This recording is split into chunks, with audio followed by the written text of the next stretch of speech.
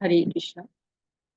तो भगवत गीता शुरू करेंगे हम। जो ओम नमो भगवते वासुदेवाय, ओम नमो भगवते वासुदेवाय, ओम नमो भगवते वासुदेवाय। तो भगवत गीता को जो 18 दिनों में समझने की यात्रा है, उसका आज हम शुभारंभ कर रहे हैं। और उस शुभारंभ करते हुए मैं आप सबका स्वागत कर रही हूँ। आप सब आए हैं भगवान की वाणी को सुनने के लिए, कृष्णा की वाणी को सुनने के लिए। कृष्ण की वाणी को हम सब सुनेंगे 18 दिनों में। और इसके लिए हमको चाहिए कि हम, जो हमारे शिक्षा गुरु हैं और हमारे दीक्षा गुरु हैं, सबको हम नमन करें। और पूज्य गुरुदेव श्री प्रभुपाद जी के चरण वंदन करें।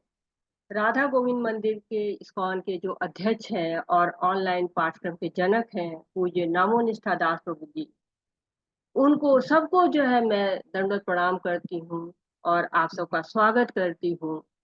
और ये जो हमारा बैच है, इसका सफलतापूर्वक समापन हो, सफलता ये हमारा प्रयास रहेगा। तो सबसे पहले जो भी हम कार्य करते हैं, उनमें सबसे पहले क्या करते हैं, हम मंगलाचरण करते हैं। सबसे पहले मंगलाचरण क्यों करते हैं? मंगलाचरण इसलिए हम करते हैं ताकि हम अपने शिक्षा गुरु हैं, दीक्षा गुरु हैं, जो आध्यात्मिक गुरु शील प्रभुपाद हैं, सबका जो है नमन करते हैं। हमारे गोस्वामी हैं, उनका, चैतन्य महाप्रभु को, सबको जो है याद करते हैं, सबसे आशीर्वाद मांगते हैं।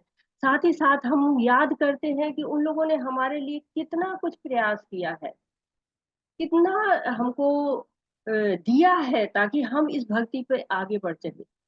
तो हम उनको याद करते हैं और मंगलाचरण करते हैं। मंगलाचरण का 3 उद्देश्य होता है। एक उद्देश्य होता है कि हम मंगलाचरण के द्वारा जान पाते हैं कि इसमें है क्या। हम जो है वस्तु को जान पाते हैं कि क्या वस्तु हमको पढ़ने को मिलेगी, क्या हमको जानने को मिलेगा। इन सब के बारे में हम जान पाते हैं। और दूसरी बात होती है कि हम आशीर्वाद मांगते हैं उनसे, जिनको हम याद करते हैं मंगलाचरण में, उनसे हम आशीर्वाद मांगते हैं। और तीसरी बात होती है कि हम नमस्कार करते हैं। नमस्कार करते हैं ताकि हम उनको, उनका आशीर्वाद मिले, उनके प्रेरणाओं को हम प्राप्त कर सके। तो मंगलाचरण में शुरू करती हूँ।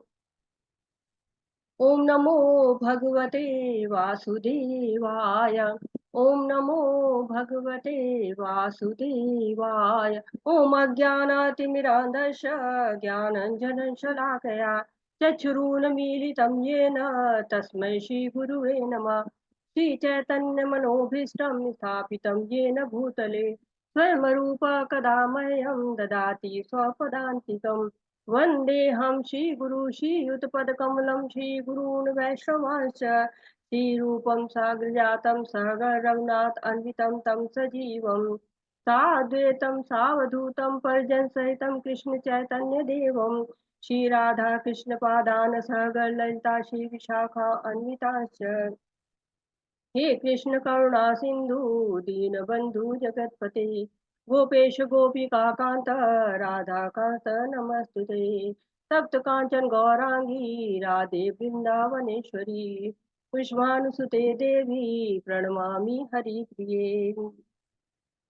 नमा ॐ विष्णुपादाय कृष्णपृष्ठाय भूतले श्रीमति भक्ति वेदांत स्वामी इति नामिने। नमस्ते सरस्वती देवे गौरवाणी प्रचारिणे निर्विशेष शून्यवादी पश्चातदेश तारिणी।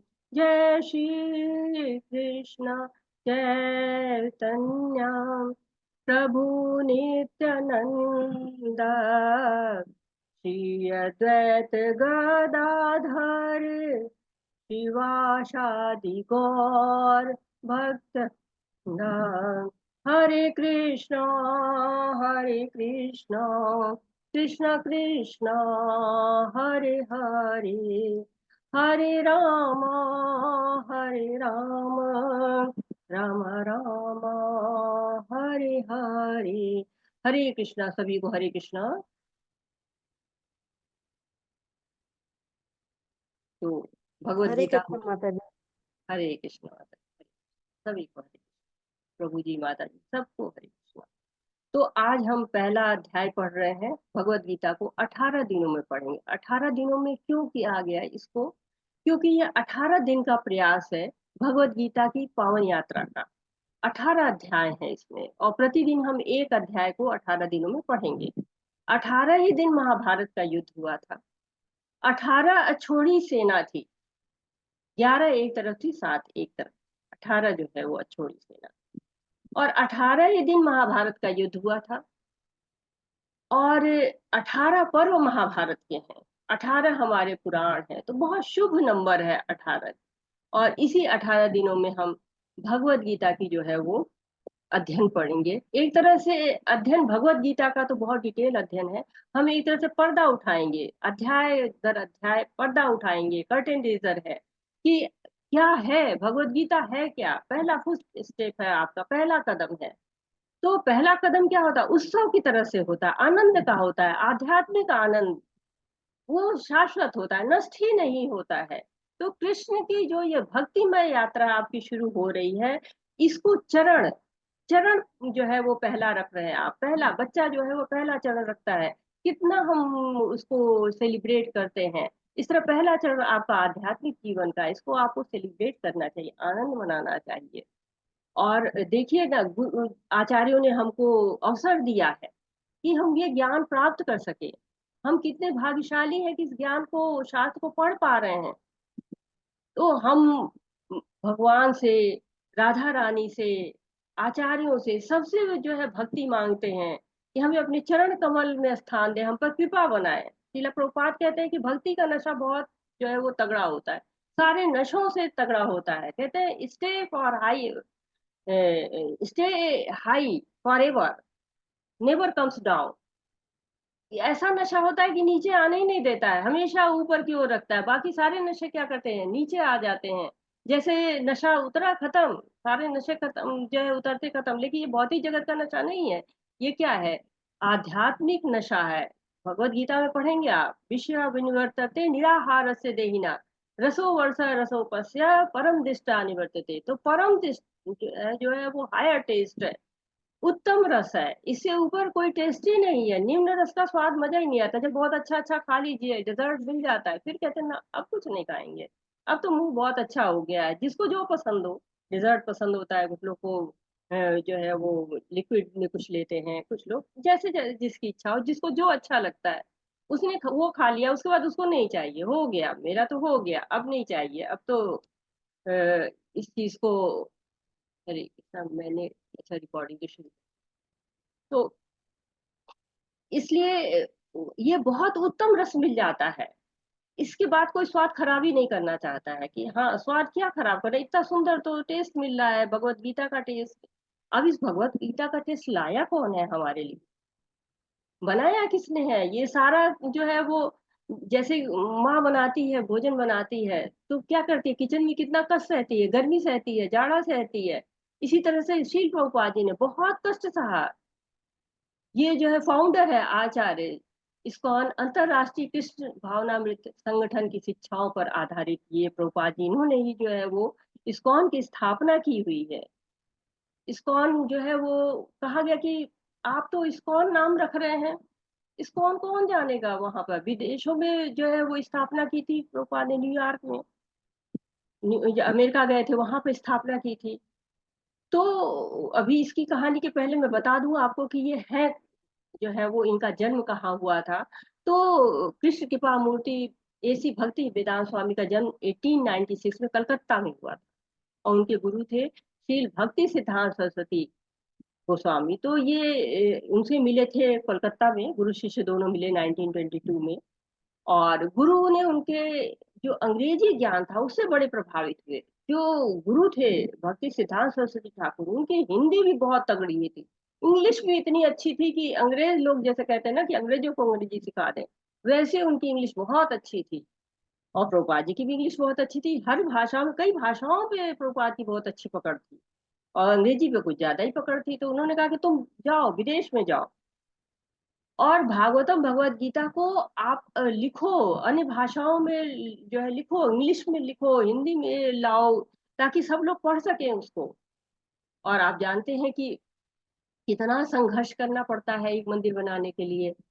और कई कई मंदिर बन रहे हैं। अभी इस्कॉन बैंगलोर के मंदिर का इनॉग्रेशन हुआ है, हम लोग गए थे, बहुत अच्छी हम लोग की यात्रा, बहुत सुखद अनुभव रहे हैं, बहुत दिव्य अनुभव रहे, आध्यात्मिक अनुभव हमारे रहे हैं।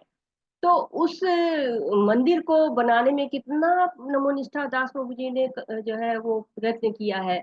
और प्रभुपाद जी ने तो 10 साल के अंदर 108 मंदिर बनवा दिए पूरे विश्व में, यूक्रेन, बांग्लादेश, पाकिस्तान, सब जगह। आप देख रहे हैं कि वहाँ कितना हलचल है, ऐसे जगहों पर भी बनवा लिया उन्होंने मंदिर। इस्कॉन का मंदिर तो आसान नहीं था। 1966 में जो है उन्होंने इस्कॉन की स्थापना की। और बचपन उनका जो है वो वैष्णव परिवार में था, बड़ा भक्ति का वातावरण मिला था, अभय चरण नाम रखा गया। और जो है अभय चरण नाम से रखा गया, तो उन नाम के अनुरूप ही थे वो। उनको कभी डर लगता ही नहीं था, भय होता ही नहीं था उनको, हमेशा अभय बने रहते थे। जगन्नाथ यात्रा बहुत पसंद थी उनको, जगन्नाथ यात्रा बचपन से ही उन्होंने करना शुरू कर दिया था। और छोटी सी उम्र में, 5 साल की उम्र में पिता से कहे कि नहीं, मुझे तो यात्रा निकालनी है। ये पहला जो चित्र आप देख रहे हैं, ये उसी समय का है। और बड़े हो गए तो उन्होंने विश्व में जगह जगह यात्रा निकलवाई। और जो उनके गुरु थे शील भक्ति सिद्धांत सरस्वती ठाकुर, वो उनका जन्म भी वैष्णव परिवार में हुआ था। शील भक्ति विनोद ठाकुर उनके पिता थे। और जो है ये गुरु थे, शील भक्ति सिद्धांत सरस्वती ठाकुर गुरु थे। ये जो चित्र आपको दिख रहा है, इनकी गुरु से मुलाकात की जो है वो प्रभुपाद बैठे हुए हैं, उनके गुरु जी बैठे हुए हैं, ये उस समय का दृश्य दिखाया जा रहा है। तो अ, बहुत उस समय गांधी जी का आंदोलन चल रहा था, आजादी की लड़ाई चल रही थी, देश गुलाम था, चारों ओर जो है लोग डिबिया जला रहे थे, अपना वस्त्र जला रहे थे, स्वदेशी अपनाओ विदेशी छोड़ो, इस तरह का कार्यक्रम चल रहा था। उस समय में मिले प्रभुपाद जी सिद्धांत सरस्वती ठाकुर जी से। तो दोनों में बात हुई। सिद्धांत सरस्वती ठाकुर जी ने कहा कि तुम जो है वो प्रचार करो, कृष्ण भावनामृत का प्रचार करो। मैंने कहा इतनी समस्या है, देश आजाद है ही नहीं है, मैं प्रचार कैसे करूं। तब वाद विवाद हुआ। गुरुजी ने कहा कि अच्छा ये बताओ, देश आजाद हो जाएगा, क्या समस्याएं समाप्त हो जाएंगी? राजनीति चलती रहेगी, भक्ति करो। राजनीति समस्याएं तब भी रहेंगी, समस्या तो कभी भी समाप्त नहीं होती है ना, समस्याएं तो एक के बाद दूसरी आती रहेंगी। तुम भक्ति करो, चाहे जो भी परिस्थिति हो। और वाद विवाद में प्रभुपाद जी हार गए। प्रभुपाद जी कहते हैं मैं पहली बार हारा और अंतिम बार हारा वाद विवाद में। और तीसरा ये जो आप देख रहे हैं चित्र, ये झांसी में पहली बार संस्था लीग ऑफ डिवोटीज उन्होंने बनाई थी। और उस संस्था को बहुत अधिक सफलता नहीं मिल पाई, लेकिन उन्होंने कार्य बहुत किया था। प्रभुपाद जी ने बहुत सारे कार्य इस संस्था के माध्यम से भी किया था। उतनी सफलता नहीं मिल पाई जितनी सफलता श्री प्रभुपाद जी चाह रहे थे। तब उन्हें रह रह के याद आता था कि अरे इतना समय हो गया। इच्छा ले ली थी प्रभुपाद जी ने श्री सिद्धांत सरस्वती ठाकुर जी से 1933 में। और 1947 में उनको भक्ति वेदांत की उपाधि मिल गई, लेकिन गुरु की बात तो हृदय में थी ही। भारत में काफी संघर्ष किया, देश आजाद हो गया। लेकिन देश ऐसे जो फिजिकली आजाद हुआ था, जो मेंटली आजाद नहीं हुआ था। पूरा जो पाश्चात्य संस्कृति वो उसी में छाए हुए थे, लोग बाहर निकले नहीं पा रहे थे। और ऐसे में प्रभुपाद बहुत मेहनत करते थे, कड़ी धूप में। कभी पेट भरा, कभी नहीं भरा, कभी खाने को मिला नहीं मिला, प्रचार हो रहा है, पैसा है नहीं है, बस गुरु की बात जो है मन में है, गुरु की बात धारण किए हुए हैं। और 40 वर्ष तक प्रयास किया। और फिर उसके बाद उन्हें गुरु की बात जो है कचोट रही थी कि करना है, ये काम करना है। तो उन्होंने मुरारजी देसाई नहीं, सॉरी, मुरारजी भाई थे, उनकी बहुत बड़ी शिपिंग एजेंसी थी। और उसके मालिक थे, उनकी पत्नी से उन्होंने प्रार्थना की कि मुझको विदेश में जाके प्रचार करना। और विदेश में जाने के लिए पैसे नहीं, और जो डॉक्यूमेंट सब चीज काफी काम था। और तो जाने का कैसे साधन बने, मेन तो पैसा होता है, पैसा नहीं कैसे जाए। तो एक माल वाहक जहाज जा रहा था उनका, उसमें यात्रियों के लिए सुविधा नहीं थी, क्योंकि माल वाहक में माल जाता है, यात्री नहीं जाते हैं। लेकिन उसमें समय भी बहुत ज्यादा लगता है। जेब में पैसे ना हो तो फिर दूसरा कोई साधन नहीं, उसी से जाना है। अब अगर आप जो है रोड पे चल रहे हैं, कार से जा रहे हैं, लग्जरी कार है, कितनी स्मूथ यात्रा है, बहुत आराम से चले जाते हैं। अब वही आपको बैलगाड़ी में बैठा दिया है, घोड़ा गाड़ी में बैठा है, तो टक टक टक टक करते करते कितना समय लगता है, समय भी लगता है, परेशानियां भी होती हैं, हिचकोले खाते हैं। तो बिना सुविधाओं के प्रभुपाद जी वैसे हिचकोले खाते हुए, न बैठने की उचित जगह, न सोने की उचित जगह, ऊपर से रास्ते में जो समुद्र से गुजरते हैं, तो समुद्र में बहुत सारी बीमारियां हो जाती हैं। उन बीमारियों में उनको परेशानी हो रही है, ऊपर से हार्ट अटैक भी उनको आ गया, दो दो हार्ट अटैक आ गए। और धन के नाम पे क्या था, भगवत गीता और भागवतम, उनके बैग में वही भरा हुआ था, दो चार कपड़े। तो उन्होंने 23 अगस्त को सफर अपना शुरू किया था, रास्ते में परेशानियां हुई, लेकिन फिर जब दो हार्ट अटैक के बाद प्रभुपाद जी बिल्कुल आराम से रह गए, तो उन्होंने कहा अब मुझे कुछ नहीं होने वाला है। उन्होंने भगवान को धन्यवाद दिया, कहे भगवान आप ही को पहुंचाना है। और कहते हैं कि अटलांटिक सागर बिल्कुल शांत हो गया। जहाज का कैप्टन कहता है कि इतना शांत तो अटलांटिक सागर कभी था ही नहीं। कहते अगली बार जब हम लोग लौटे ना, तो आप इसी में आना, आप जो प्रोपा जी आप रहते हैं ना, तो बहुत अच्छा चलता है ये जहाज जो है, वो आप इसमें रहेंगे तो ही हम लोग को आनंद रहेगा, इतना शांत रहेगा, आपकी कृपा से हुआ है। अब यहाँ पे प्रभुपाद जी पहुंचे हुए टॉम स्क्वायर, सबसे पहला कीर्तन है जो सार्वजनिक रूप से हो रहा है। 80 के दशक का समय था, वियतनाम युद्ध हो रहा था। वियतनाम से लोग दौड़ दौड़ के आते थे अमेरिका में शरण लेने के लिए। और वहां पे उनको जगह मिली, एक 5वें फ्लोर का मकान, खिड़की पर शीशे नहीं, गजब की ठंड, 70 वर्ष की आयु, गुरु का वचन, एकदम संकल्प बना था, उसी से उत्साह मिल रहा था। उसी से उनको प्रयास करने के लिए पूरी जो है, जो कहते हैं एनर्जी कहाँ से आ रही, तो वही एनर्जी वहीं से आ रही थी। और 66 में जुलाई में उनको अंतर्राष्ट्रीय कृष्ण भावनामृत संघ की स्थापना की उन्होंने। और उसके लिए लोग कह रहे थे कि इसमें कृष्ण नाम मत रखिए, कृष्ण कौन जानता है, विदेश में कौन, न्यूयॉर्क में कौन जो है वो कृष्ण जानेगा, तो आप इसमें भगवान रखिए, गॉड है। नहीं, तब तो इसका नाम इस गॉन हो जाएगा। इस गॉन का मतलब कि चले जाओ, तो हमें जाना तो है नहीं, हमें रहना है। कृष्ण क्या है, कृष्ण से सुंदर कोई है ही नहीं है, कृष्ण आकर्षक है। आप देखिए ना कि कृष्ण का वेश धारण करके जब बच्चे घूमते हैं, या कोई कृष्ण का वेश धारण करके कितना सुंदर लगता है वो।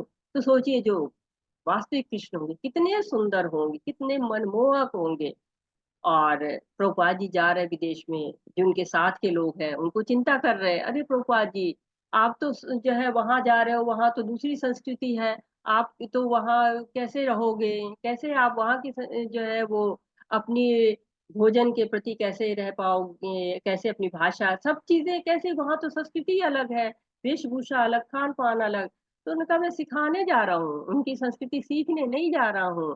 तो और फिर उन्होंने एक पत्रिका को जो है निकाला, जो बैक टू गॉड हेड पत्रिका जो है निकाली उन्होंने। और बहुत सारी पुस्तकें निकाली उन्होंने, लोगों से मिलते रहे और अपने लिए कृष्ण भावनामृत के लिए प्रचार प्रसार करते रहे। वहां पर सरकार से कागज की मांग की, कोटा सिस्टम चलता था, पेपर ऐसे आराम से नहीं मिलता था।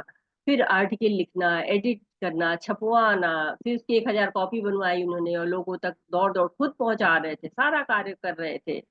और सभी भाषाओं में भगवत गीता, भागवतम, ईशोपनिषद, देशामृत और अन्य किताबें, ढेर सारी किताबें उन्होंने जो है वो छपवाई, लिखी। और कहते हैं ना कि प्रभुपाद जी ने कहा कि मैं नहीं रहूंगा तो मैं अपनी किताबों में जीवित रहूंगा। और यहाँ पर इस्कॉन में हम दिसंबर में बुक डिस्ट्रीब्यूशन का महीना मनाते हैं, और बुक्स बांटते हैं, जो प्रभुपाद जी ने लिखी हैं उन सारी बुक्स को लोगों तक पहुंचाने का कार्य करते हैं। छोटे बच्चों के लिए भी, बड़ों के लिए भी, सरल शब्द में बहुत सारी बुक्स जो है उनकी चलती हैं, मिलती हैं। और सब लोग उसका आनंद उठाते हैं, उनके बुक्स के पढ़ के ही प्रभुपाद के बारे में लोग जानते हैं, प्रभुपाद के आदर्शों के बारे में जानते हैं। ये इस्कॉन राधा गोविंदा मंदिर मैंगलोर में बना हुआ है, बिल्कुल नया मंदिर अभी बना हुआ है। अभी हम लोग गए थे 23 तारीख को, और 23 अगस्त को गए थे, नहीं 23 को नहीं, 17 को हम लोग गए थे, 19 को इनॉग्रेशन था इसका। और हम लोगों ने बहुत आध्यात्मिक आनंद वहां पे प्राप्त किया। नमो निष्ठा दास प्रभु जी, जो मैंगलोर में स्थित है, ये कोकोनट गार्डन रोड, कड्डी टोल गेट, मैंगलोर कर्नाटका, ये पता है वहाँ का। आप भी जाइएगा, जरूर जाइएगा आप लोग। और मंदिर के जो अध्यक्ष है नमो निष्ठा दास प्रभु जी, बीटेक है, आईआईटी कानपुर से उन्होंने बीटेक किया हुआ है।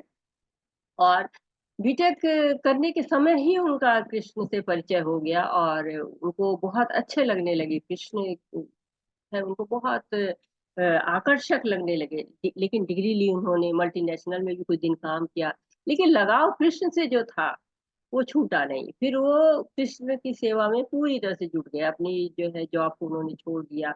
और कोरोना काल में उन्होंने ये ऑनलाइन पाठ्यक्रम शुरू किया। लाखों की संख्या में लोग आए, जुड़ते हैं, अध्ययन करते हैं। काफी लोग हैं गहन अध्ययन करते हैं। अभी तो हमारा लेवल 1 से लेकर लेवल 6 तक आ गए हैं हम लोग। तो और भक्तगण शास्त्रों का अध्ययन करते हैं, कीर्तन करते हैं और आनंद उठाते हैं इसका। तो अब आते हैं हम भगवत गीता। भगवत गीता एक महाकाव्य ग्रंथ है जिसमें हमारी सभी समस्याओं के उत्तर हैं। यह महात्मा गांधी द्वारा एक आध्यात्मिक शब्दकोश माना जाता था और यह पूरे विश्व के कई लोगों के लिए प्रेरणा की पुस्तक है।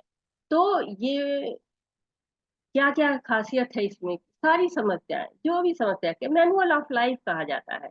जैसे आप कोई सामान खरीदते हैं तो क्या होता है, कोई सामान खरीदते हैं तो आपको एक मैनुअल मिलता है, उस मैनुअल के हिसाब से चलते हैं। ये भगवत गीता जीवन का मैनुअल है, मैनुअल ऑफ लाइफ है, जीवन का मैनुअल है। इसके अनुसार चलेंगे तो कभी भी आपका जीवन खराब नहीं होगा। मैनुअल के हिसाब से चलते हैं तो आपके सामान खराब नहीं होता है, आपकी जो है वो सही देख रेख होती है। लेकिन अगर जीवन को हम भगवत गीता के हिसाब से करें और सारी समस्या, जो भी समस्याएं हैं, कहते हैं गुरु साधु और शास्त्र के अनुसार ही हमारी समस्याएं हल होती हैं। और ये भगवत गीता हमारे गुरु के रूप में भी काम करती है, साधु के रूप में भी और शास्त्र के रूप में भी। अब प्रश्न ये उठता है कि ये धर्म जरूरी ही क्यों है, क्यों भगवत गीता पढ़नी है। तो भगवत गीता में धर्म और अधर्म की बात की गई है, धर्म की विजय होती है, अधर्म का नाश होता है। तो धर्म क्यों जरूरी है, इसका उत्तर महाभारत में भी मिलता है कि आहार निद्रा भय मैथुन समानम एतम पशुवर नाम नाम धर्मो ही तेषाम धिको विशिष्टो धर्मेण हीना पशु समाना। धर्मेण हीन, धर्म से हीन होकर मनुष्य क्या होता है, पशु के समान होता है। भोजन है, निद्रा है, भय है, मैथुन है, ये सब क्या है, पशु भी कर लेते हैं, उनकी भी तो यही लाइफ है। उठते हैं, खाते हैं, पीते हैं, सोते हैं, भय के लिए कुछ इंतजाम करते हैं, मैथुन करते हैं, और यही उनकी लाइफ है। हम भी यही क्या, यही जीवन पाने के लिए मनुष्य योनि में हमने जन्म लिया है। तो अब अगर भोजन की बात करें तो पशु हमसे ज्यादा खा जाते हैं, हाथी है, गाय है, भैंस है, ऊंट है, सब हमसे ज्यादा खाते हैं। भालू है, या और सोने वाले जो जानवर है, 6 6 महीने के लिए सोने चले जाते हैं, बर्फ में रहने वाले, तो हमसे ज्यादा सो सकते हैं। भय के लिए सब लोग अपना हथियार बनाते हैं। कुछ हथियार उनको, जीव को तो भगवान के द्वारा मिलते हैं, साही को कांटे मिले हुए हैं, बिच्छू को डंक मिला हुआ है, गाय बैलों को सींग मिली हुई है, घोड़े को जो है वो अपना पैर मिला हुआ है। कहते हैं घोड़े के जो है वो कभी आगे नहीं आना चाहिए, नहीं तो बहुत जोर से वो, नहीं, घोड़े के पीछे नहीं जाना चाहिए क्योंकि बहुत तेज से दुलत्ती मारता है, गधा बहुत तेज से दुलत्ती मारता है। तो सबके पास अपनी सुरक्षा के हथियार हैं। हम भी अपना घर बना लेते हैं, अच्छे अच्छे घर, 2 BHK 3 BHK बैंगलो बना लेते हैं। तो हमको कुछ तो भेद होना चाहिए, हमको मनुष्य जीवन मिला है, हमको इस पर बड़ा नाज होता है कि हम तो पशु नहीं है, हम तो मनुष्य हैं, हम पशु थोड़ी ना जो इतना खाएं, हम पशु थोड़ी ना है जो ये काम करें। तो क्या अंतर है, धर्म का अनुशीलन, धर्म केवल मनुष्य कर सकता है, ये जो है जानवर नहीं कर सकते हैं। तो हमको जानवर नहीं बनना है, हमको क्या बनना है, मनुष्य योनि में बनना है। मनुष्य योनि का उद्देश्य क्या है, मनुष्य योनि का उद्देश्य है कि भगवत धाम जाना, भगवान के जो है धाम जाना। हम भगवान के धाम से आए हैं, हमें फिर भगवान के धाम ही पहुंच जाना चाहिए।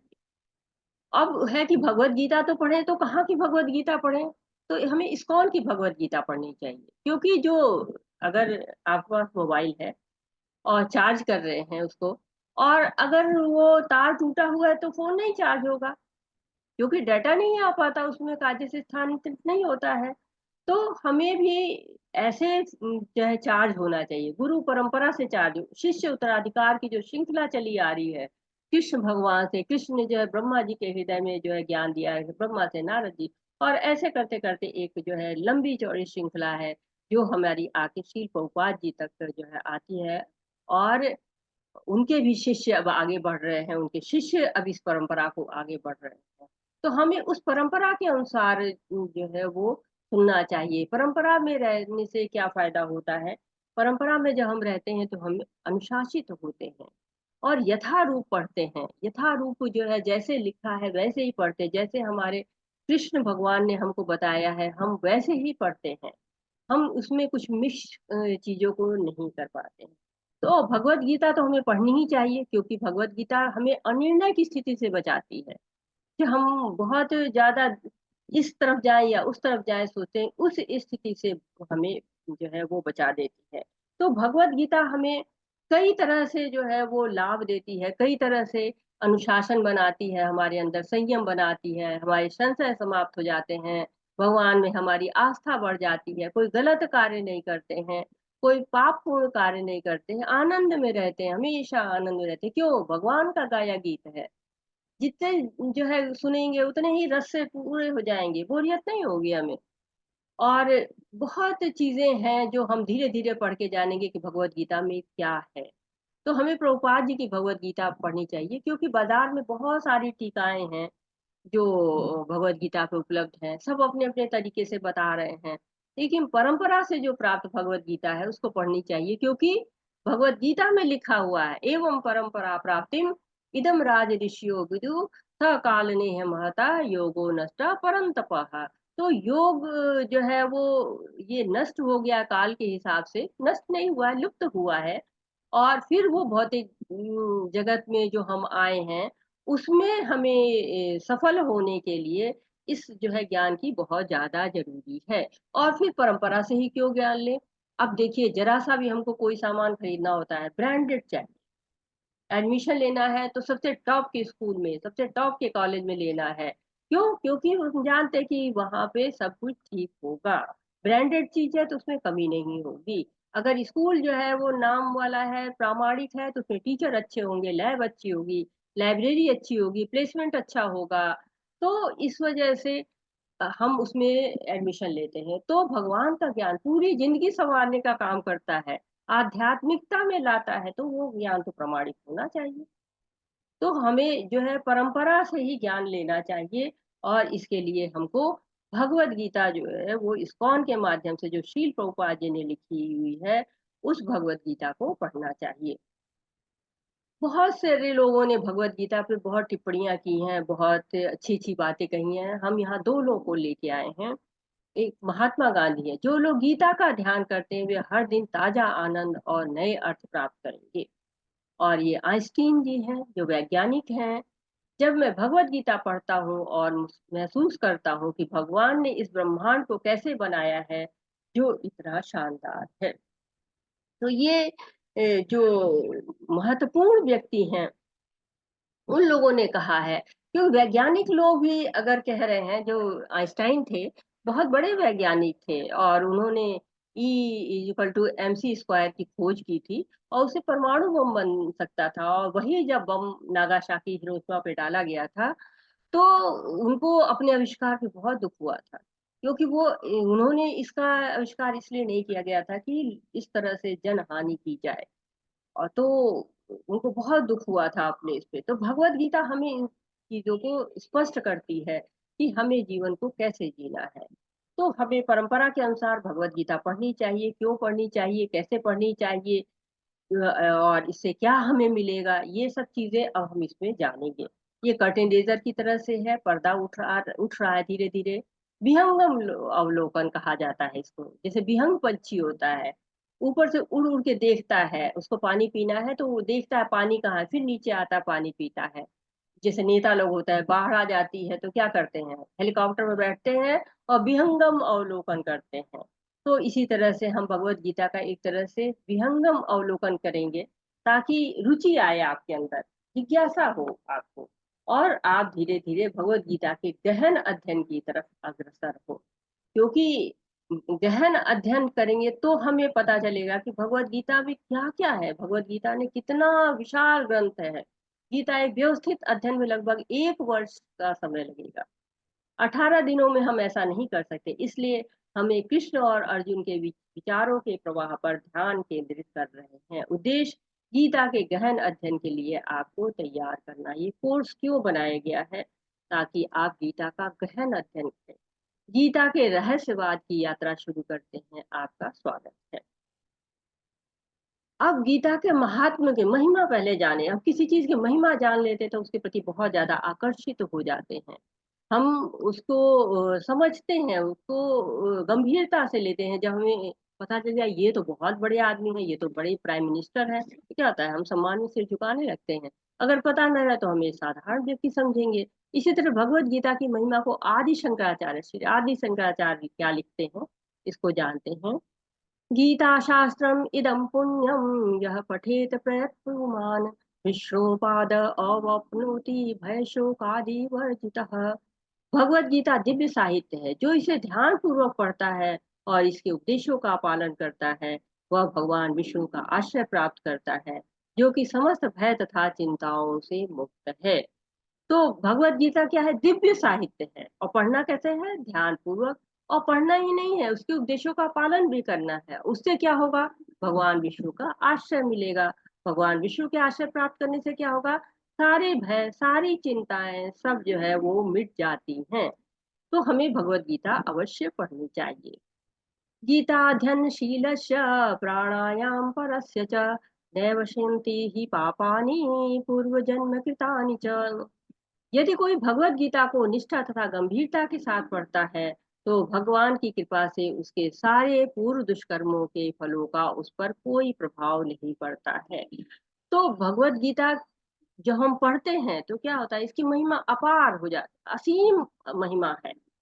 और पढ़ के हम कर्म फलों से मुक्त हो जाएंगे और हम अपने कर्मों को भगवान को अर्पित करने लगेंगे। और इसीलिए हमको क्या करना है? गंभीरता से पढ़नी चाहिए भगवत गीता। क्योंकि भगवान की कृपा से ही शुद्ध होंगे। जितना हम भगवान नाम लेते हैं उतनी ही शुद्धता आती जाती है। और अगर हम ईमानदारी से प्रयास करते हैं तो हमें सफलता अवश्य ही मिलती है। तो हमें जो है वो भगवत गीता का अध्ययन बहुत श्रद्धा पूर्वक करना चाहिए और उसका पालन भी करना चाहिए। मलिने मोचनं पुंसा जलस्नानं दिने दिने शक्यदीतामृत स्नानं संसार मलनाशनम। मनुष्य जल में स्नान करके नित्य अपने को स्वच्छ कर सकता है, लेकिन यदि कोई भगवत गीता रूपी पवित्र गंगा जल में एक बार भी स्नान कर ले तो वह भौतिक जीवन भव सागर की मलिनता से सदा सदा के लिए मुक्त हो जाता है। भव सागर क्या है? मलिन है। और उससे जो है वो हमें शुद्ध होना है। शरीर को शुद्ध करना है, मन को शुद्ध करना है, बाह्य शुद्धि चाहिए, आंतरिक शुद्धि चाहिए, क्योंकि हम अशुद्ध रहते हैं। वो ढेर सारे कल्मश हमारे अंदर रहते हैं। तो भगवत गीता क्या है? गंगा जल की तरह से है। आंतरिक शुद्धि हो जाती है, मन विचार सब कुछ शुद्ध हो जाता है। कोई भी भौतिक कल्मश नहीं रह जाता है यदि हम भगवत गीता पढ़ते हैं तो। गीता सुगीता कर्तव्या कि मन्युषात् विस्तरे या स्वयं पद्मनाभस्य मुखपदायनिशिता। क्योंकि भगवत गीता भगवान के मुख से निकली है, अतएव किसी अन्य वैदिक साहित्य को पढ़ने की आवश्यकता नहीं रहती।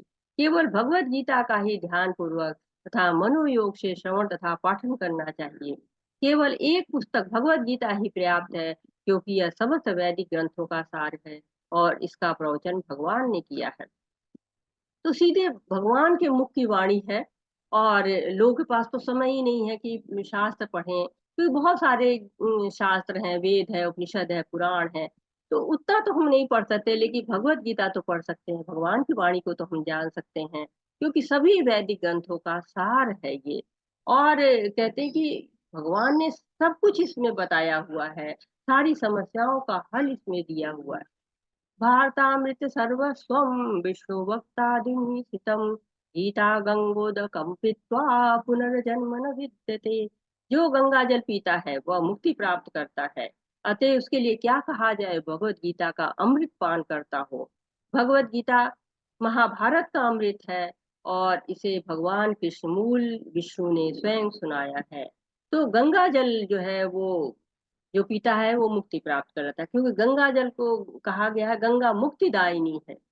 तो गंगा जो है वो भगवान के चरण कमल से निकली हुई है गंगा। और गंगा में स्नान करके लोग जन्म मरण के चक्र से मुक्त हो जाते हैं। तो भगवत गीता पढ़ने के बाद तो पुनर्जन्म की संभावना बिल्कुल ही नहीं रह जाती। हमारे अंदर क्या होता है? सबसे बड़ा भय क्या होता है? कि हमें बार बार इस यहाँ पे आना पड़ेगा, इसी जो है भवसागर में आना पड़ेगा, पुनर्जन्म बार बार लेना पड़ेगा। लेकिन कहते हैं पुनर्जन्म न विद्यते, जो भगवत गीता पढ़ता है उसका पुनर्जन्म नहीं होता है। सर्वोपनिषदो गावो दुग्धा गोपाल नंदना, पार्थो वत्स सुधी भोक्ता, दुग्धम गीतामृतम महत। गीता अमृत है, अमृत की तरह से गीता है। यह गीतोपनिषद भगवत गीता जो समस्त उपनिषदों का सार है, गाय के तुल्य है। और ग्वाल बाल के रूप में साथ भगवान कृष्ण गाय को दूह रहे हैं। अर्जुन बछड़े के समान है और सारे विद्वान तथा शुद्ध भक्त भगवत गीता के अमृतमय दूध का पान करने वाले हैं। तो गीता क्या है, अमृतमय है। और इस अमृतमय दूध का पान कौन कर रहा है? अर्जुन कर रहे हैं। कृष्ण जो है वो नंद के पुत्र है, गाय को जो है वो दूह रहे हैं। जो है गोविंद है, गायों के जो है वो पालना करने वाले हैं। और बछड़ा कौन है? अर्जुन है। बछड़ा पहले दूध पीता है, तब जो है वो बाकी लोगों को दूध मिलता है। तो अर्जुन क्या करे, दूध पी रहे हैं। जब वो दूध पी रहे उसके बाद जो है वो सारे भक्त लोगों को, सारे विद्वान लोगों को, सारे भाग्यशाली लोगों को इस अमृत को पान करने को मिलता है। तो इसलिए भगवत गीता के अमृत को अवश्य पान करना चाहिए, जिससे हम जो अर्जुन ने पान किया हुआ है उसको चख सकें। एकम शास्त्रम देवकी पुत्र गीतम, एको देवो देवकी पुत्र एव, एको मंतस्तस्य नामानि यानि, कर्मापयेकम तस्य देवस्य सेवा। आज के युग में लोग एक शास्त्र, एक ईश्वर, एक धर्म और एक वृत्ति के लिए अत्यंत उत्सुक हैं। अतएव सारे विश्व के लिए केवल एक शास्त्र भगवत गीता हो, सारे विश्व के लिए एक ईश्वर हो, देव की पुत्र श्री कृष्ण, एक मंत्र, एक प्रार्थना, उनके नाम का कीर्तन। हरे कृष्णा कृष्ण कृष्णा हरे हरे, हरे राम राम राम हरे हरे। मेरे साथ बोलिए सब लोग, हरे कृष्णा कृष्ण कृष्णा हरे हरे, हरे राम राम हरे हरे। बोलिए हरे हरे कृष्ण। हरे, हरि नाम हरे लेना। कृष्णा कृष्णा कृष्णा हरे हरे, हरे राम राम राम हरे हरे। हरे हरे कृष्ण। हरे बहुत कृष्ण। सुंदर। तो क्या बताया है कि एक ही शास्त्र है, ज्यादा की जरूरत ही नहीं, एक शास्त्र है। देव की जो है वो देव की पुत्र गीतम, देव की पुत्र जो है उन्होंने जो बताया है, गीत लिखा है जो, वही बस भगवत गीता ही एक शास्त्र है। और एक ही देव है, देवकी के पुत्र कृष्ण। एक ही मंत्र है, हरे कृष्णा मंत्र। और एक ही सेवा है, एक ही कार्य है, भगवान की सेवा। दूसरे किसी की आवश्यकता ही नहीं है। एक इतने से ही जो है वो आपको पुनर्जन्म से मुक्ति मिल जानी है। तो श्री कृष्ण की उपासना करिए। कलयुग में देखिए आयु भी कम है, समय भी कम है, लोग भी आलसी हैं, बुद्धि भी मंद है, भाग्य भी कम है, कोई समझाने वाला नहीं है, चारों ओर जो है उग्रता फैली हुई है, यहाँ युद्ध वहां युद्ध हो रहे हैं। ऐसे समय में भगवत गीता की बहुत जरूरत है। भगवत गीता ही ऐसी है जो कि शांति का पाठ बताती है कि हाँ कैसे हम शांत जो है रह सकते हैं, कैसे शांति आ सकती है इस संसार में। तो इस अध्याय का नाम है अर्जुन विसर्ग योग। जो है इसको आचार्य लोग कहते हैं कुरुक्षेत्र में युद्ध स्थल में सैन्य निरीक्षण, कुरुक्षेत्र के युद्ध स्थल में सैन्य निरीक्षण, ये नाम दिया है। और कुछ लोग अर्जुन का योग विलाप भी कहते हैं, योग भी है और विलाप भी है। तो भगवत गीता अब शुरू हो रही है। 700 श्लोक है इसमें। भगवान श्री कृष्ण के मुखार बिंद से जो है वो 574 श्लोक बोले गए हैं। अर्जुन 84 श्लोक बोलते हैं, संजय ने 41 श्लोक बोले हैं। और भगवत गीता जो है महाभारत के भीष्म पर्व में बोली गई। 18 पर्व है ना उसमें, उसमें जो भीष्म पर्व है उसमें जो है वो भगवत गीता आती है। और पहला श्लोक कौन किसका है? धृतराष्ट्र का है। सबसे पहले धृतराष्ट्र की बात आती है, धृतराष्ट्र और संजय की बात यहाँ पे आ रही है। और धृतराष्ट्र जो है वो एक ही श्लोक है धृतराष्ट्र का, और यही श्लोक है। और संजय से बोल रहे हैं। हरे कृष्ण। मेरी आवाज क्लियर आ रही है? हरे कृष्णा। प्रभु जी मेरी आवाज क्लियर है? हरे कृष्ण। माता जी आवाज बराबर आ रही है आपकी। ठीक ठीक, धन्यवाद माता आपकी आवाज क्लियर है माता जी। जी। ठीक है, धन्यवाद माता जी। धृतराष्ट्र उवाच, धर्मक्षेत्रे कुरुक्षेत्रे संवेतायुयुत्सवः, मामका पांडवाश्चैव किम अकुर्वत संजय। धृतराष्ट्र ने कहा, हे संजय,